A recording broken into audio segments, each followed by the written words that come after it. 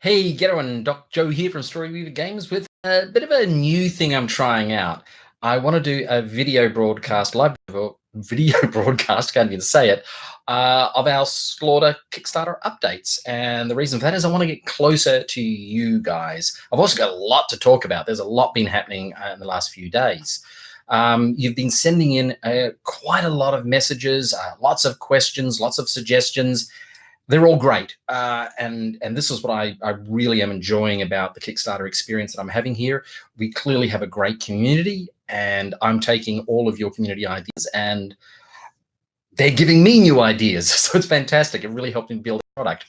Now, I haven't done an update for the last couple of days because I have been at Sydcon playing some fantastic games myself. I actually ran a series of games that are all interlocking. Each episode, each con session was a separate movie in a series of 6 for Alien versus Predator.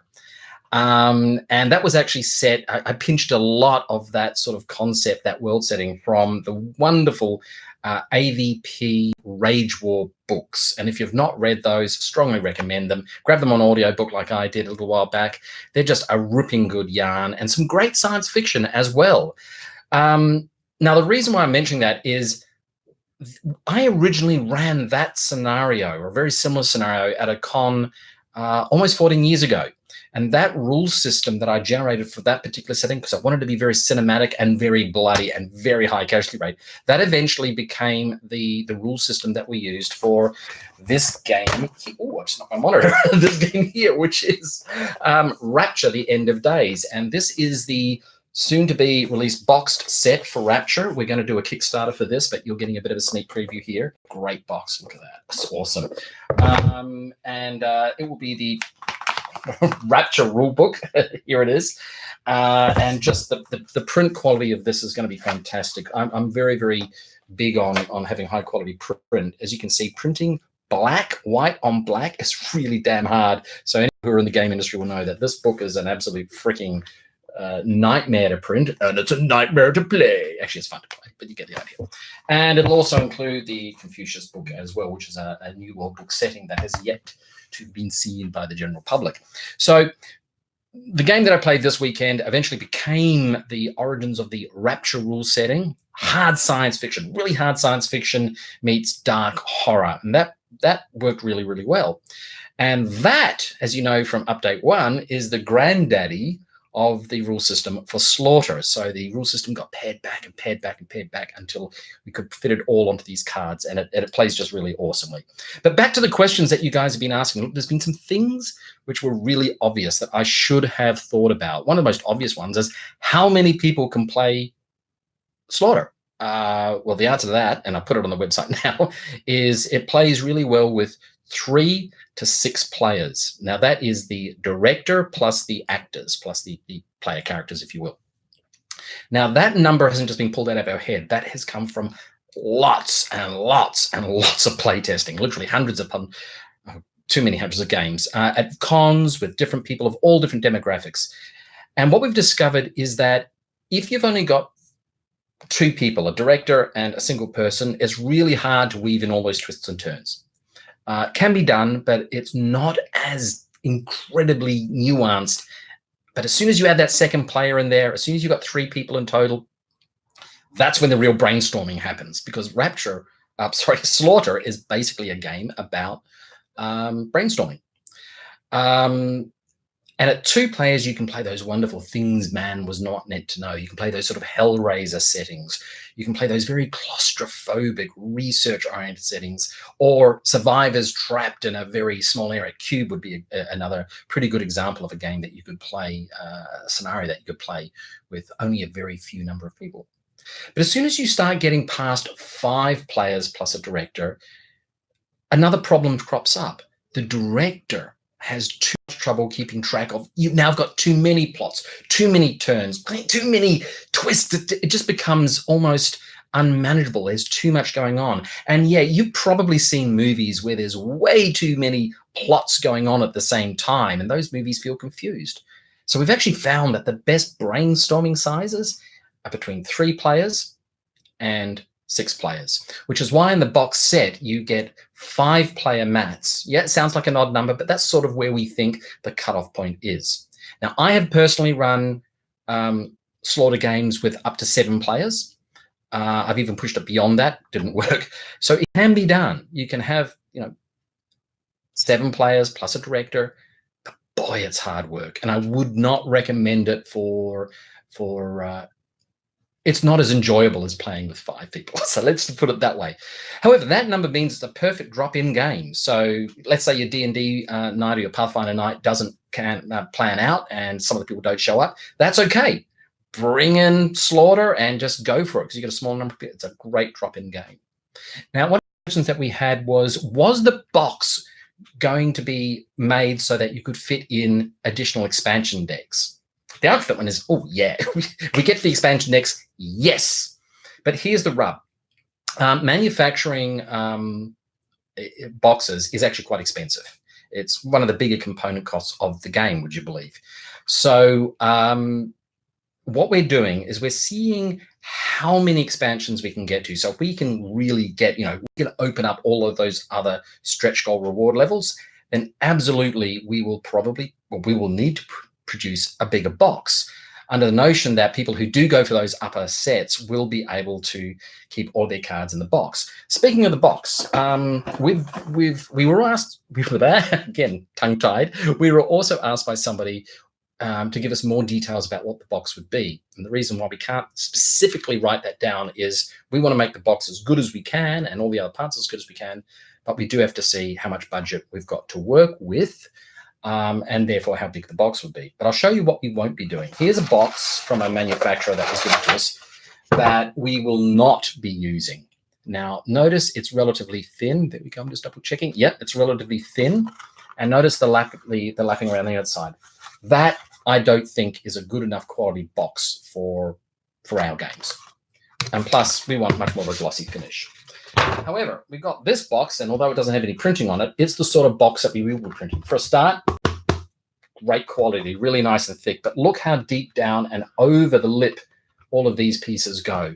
That's the sort of quality that we're going to need. So this is much more like the box that we want.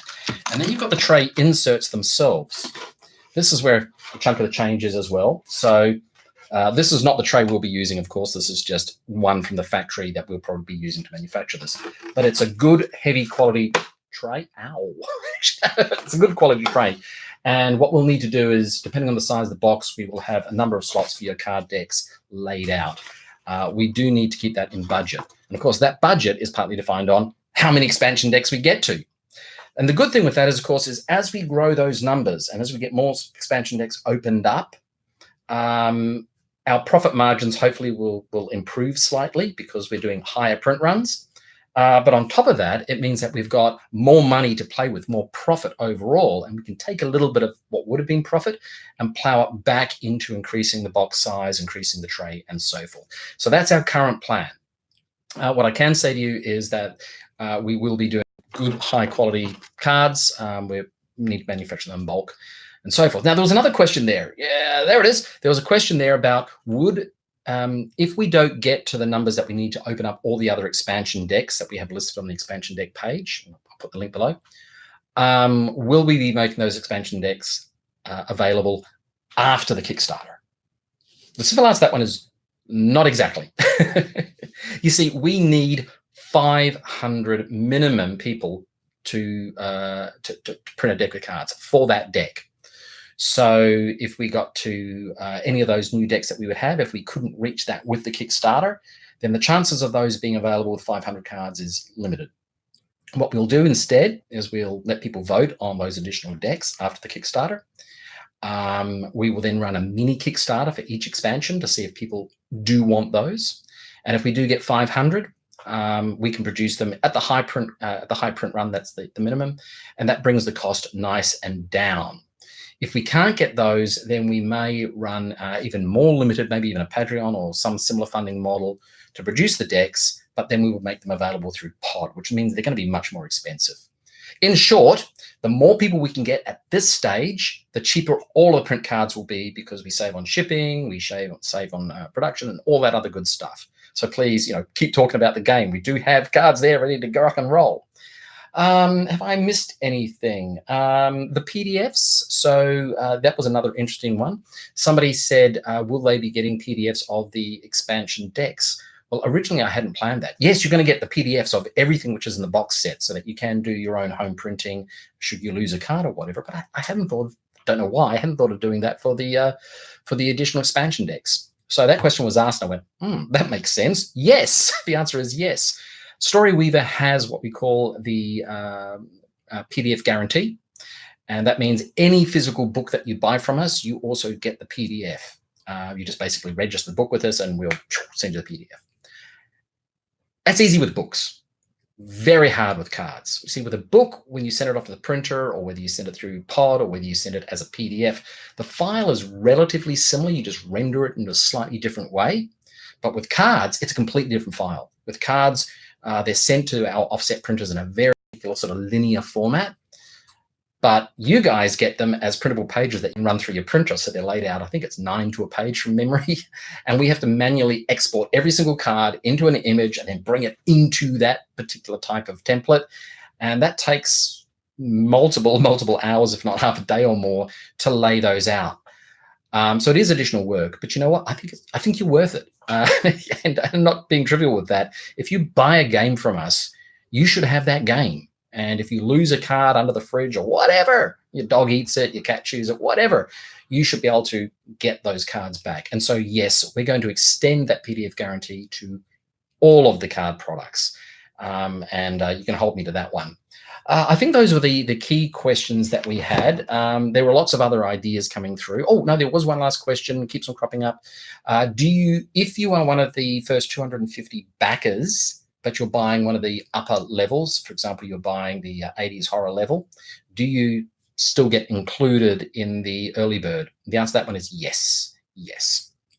My intention was the first 250 people to register will get the London Horror Festival deck, absolutely. Even though the Kickstarter levels don't quite read properly, and because it was very hard to have multiple early bird packages that would make sense. Basically, if you're in the first 250 odd, you get the cards. The second question on that was, will those cards be available for purchase separately? And the answer to that is no. The London Horror Festival cards are a small collection of exclusive bonus cards just for the early backers, and I will stand by that. They are exclusive. Somebody else asked us if we'd have some merch. Yeah, we're looking at merch. Tell us what you want. Let me know in the send me messages. So look, that's the update for today. I hope you like this format for updates. It's a bit of an experiment. If you don't like it, let me know. If you do like it, tell me. Keep those questions coming in.